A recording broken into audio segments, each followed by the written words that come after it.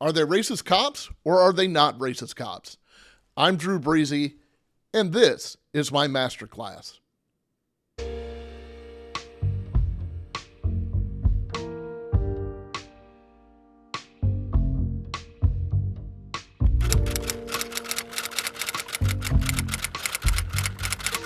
Drew Breasy's masterclass on whether a cop is racist or not is brought to you by emotional maturity, intellectual honesty, and the objective truth. And if you don't have a grasp on any of those concepts, you don't belong in Drew Breasy's masterclass. In our first example, let's go to Boston. We're going to head specifically to the Boston Marathon, where running YouTuber Remy Be Real, I come in peace, Remy, felt that he was wrongfully singled out for his skin color at the Boston Marathon for cheering on his fellow runner. He literally said he was out there just having a blast. Take a listen to Remy. Waving, we are, confetti's popping, DJs spinning, and along the way, a strong police presence shows up, specifically to our cheer zone to back us on up, to keep us from high-fiving, to keep us, I'm not sure from what, from celebrating too much, from having too much fun. All around here, and hella cops right behind us. Why are we surrounded by police? Why are we surrounded by police? We just try to support. I know it's mile 21. I'd like to high five. All right. Okay. Cool. We can't cheer no more. Because I know people love to say we exaggerate. They love to say we exaggerate out here. They love to say we exaggerate. I don't even know what the presence is all about. They love to say we it's all in your head, you're making it up. Make this up though. Can't make that up. I don't know why. Can't make that up. So why are we out here? We cheering too loud? We supporting our friends too much? All right. That's not excessive. That's not excessive at all. I can't wait to email and tell them about over-policing at a marathon that everyone's allowed to cheer at. So again, Remy, I come in peace. I tend to disagree with you. Those are not racist cops. You know what they're doing there, and I have experience in this. They are protecting you. You'll remember a very short 10 years ago, there was a large bombing at the Boston Marathon. Anybody that's in the runner's world in that area, in that neck of the woods, I'm sure, has friends that were affected by that. There were 3 people that were killed. Hundreds were injured. 17 people lost limbs. Cops became heroes that day and the days ensuing. They even made a movie about it. I tend to think that they were there protecting you. When there's a group of cops gathered at a large event like that, perhaps you want to go over there and get in the middle of them and say, thank you guys for being here. Not, why are you targeting me? Because they're not targeting you. I can guarantee you this. I worked my share of large events and I didn't want to be there. But I was there, and I was there fully to protect any person who walked or ran or whatever.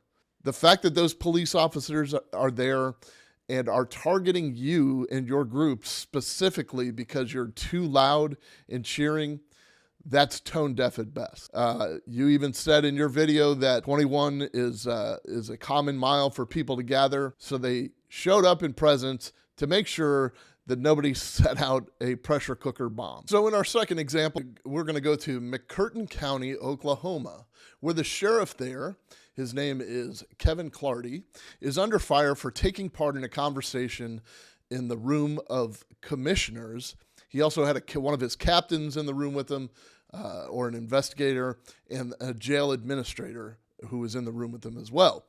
Now, apparently what is going on is there's some battle between this locally owned newspaper and the owners and journalists therein, and the sheriff himself, and the county commissioners because they're having some type of battle over releasing public records of some sort. So eventually what happened is one of the journalists from the paper left his voice activated recorder, left it in the room after a public meeting and in public service. Everything has to be open. And if you're going to make decisions on behalf of the taxpayers, they have to have access to it, with a couple of exceptions, of course. During the conversation that was recorded by the recorder that was left behind. It was back in the day when Alan Marshall take a damn blackjack, whoop their and throw them in the cell. I'd run for sheriff. Yeah, well, it's not like that no more. I know. Take them down here on Mud Creek and hang them up with the damn rope. Yeah. But you can't And do the that. thing about it is, They got more rights than we got. Disturbing words recorded after a March 7th McCurtain County Commissioners meeting at the center of a scandal. A McCurtain Gazette investigation detailing the threats made against two of its own, allegedly by some of the county's biggest leaders. I know where two big deep holes are here. We need them. I got an excavator. Commissioner, his name is Mark Jennings. He is a pure racist. He says some very deeply troubling and disturbing things. Sheriff Clardy interjected with a comment, "Well, I have an excavator," meaning he doesn't need to he doesn't need to create any holes. The statement itself is problematic. They were all in on it, and this has happened to me in public service. You get somebody that's over you that doesn't align with your opinions and values, and they say some very uncomfortable things. You have two roads that you can travel. One road is that you can stop them and tell them that it makes you feel very uncomfortable, and you will suffer consequences at some point, but you know that St. Peter will congratulate you when you arrive. Or you can shrug it off, understand where it came from, and never trust that person again. But if I'm being honest, I've been in the room where people have said some very objectionable things, and I'm sure that they could read on my face how I felt about it, but I may not have completely jumped up out of my chair to stop them from saying what they're saying, because I'm not going to change their opinion. This commissioner is talking about his his ancestor, and wanting to kill people because of the color of their skin has been handed down from generation to generation. And I personally don't think that you're going to change their mind at that point. You're not going to be able to tell him to do the right thing, and he's just going to magically all of a sudden not be a racist. So the sheriff definitely has to go because he interjected himself, and whether it was because he felt uncomfortable at the time or for other more nefarious reasons, which would be easy to assume, he's got to go. And that commissioner obviously needs to go, and they all need to be exposed. But this is my point. This is the reason for the masterclass today. These people need to be exposed, not the people standing there with their bikes protecting you in the Boston Marathon. And I understand it took extenuating circumstances to discover what was going on behind closed doors. I completely get that. But that's how racism works. That's where the true racists are. They're hiding behind closed doors. They're not out in the open. They're not doing things because you perceive them to intimidate you or harass you. They're doing things behind closed doors, and perhaps that's a way to expose them. Also, I just want to mention that you, as an American, are being inundated day in and day out in the mainstream media. You're being conditioned to believe that police are racists and that you're a racist. Here's why I say that.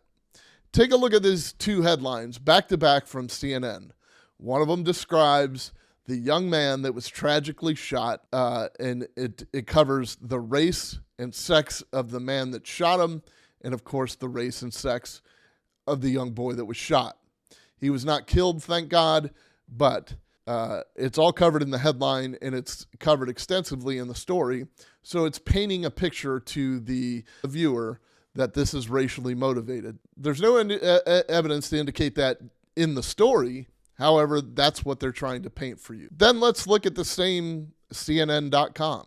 Here's an article that says specifically there were 4 people murdered at a Sweet 16 party.